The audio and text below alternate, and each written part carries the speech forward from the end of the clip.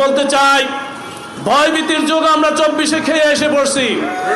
নতুন করে কেউ যদি ভয় দেখাতে আসে, হুমকি দিতে আসে, আপনার জন্য আতঙ্ক হয়ে সামনে আসে, আমরা তাকে ছেড়ে দেব না ইনশাআল্লাহ। কারণ ভয়ভীতিকে আমরা ভয় পাইলে রাজনীতিতে আসতাম না। ফ্যাসিস্টদের সাথে 16 বছর লড়াই করে এই ময়দানে টিকে থেকে আজকে আমজাদ হয়েছি, কাশেম হয়েছি। নতুন করে কেউ আমাদেরকে ভয় দেখিয়ে পাত্তা পাবে না ইনশাআল্লাহ। আজকে যারা বলে নির্বাচনের কেন্দ্র দখল করে দিবে, তাই না? নির্বাচনের কেন্দ্র কি মামুর বাড়ি ওয়ারিশ যে গেলেই আমরা ছেড়ে দিব? অবশ্যই না। আমরা স্পষ্ট বলতে চাই, নির্বাচনের কেন্দ্রের দিকে যদি কেউ হাত বাড়ায়, এই হাত আমরা ফেরত দিব না ইনশাআল্লাহ। জনগণকে সাথে নিয়ে আমরা সবকিছু প্রতিরোধ করবো ইনশাআল্লাহ।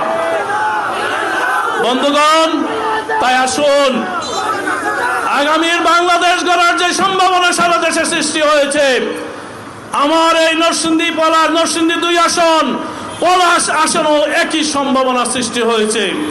বরং বলতে পারেন নরসিংদীর 5টি আসনের চাইতে এই আসনের সম্ভাবনা জনগণ সবচেয়ে বেশি দেখে।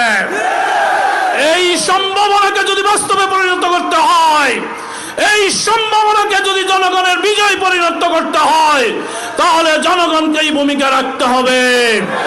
জনগণ যদি দাঁড়িয়ে যায়, জনগণ যদি দায়িত্ব পালনে এগিয়ে আসে, তাহলে ডাকাতরা পালায়, দুর্বৃত্তরা পালায়, অমানুষরা পালিয়ে যেতে বাধ্য হয়। তাই আমি আমার প্রিয় মানুষদেরকে উদ্দেশ্যে বলতে চাই, এই দাঁড়িপাল্লা জনগণের দাঁড়িপাল্লা, এই দাঁড়িপাল্লা সাধারণ মানুষের দাঁড়িপাল্লা, এই দাঁড়িপাল্লা আপামর সকল মানুষের এই দাঁড়িপাল্লা। অতএব সাধারণ মানুষ এই দাঁড়িপাল্লাকে বিজয়ের মাধ্যমে তারা নিজেরাই বিজয়ী হবে ইনশাআল্লাহ। সেই প্রত্যাশা ব্যক্ত করে আমি আমার বক্তব্য শেষ করছি। বাংলাদেশ জিন্দাবাদ।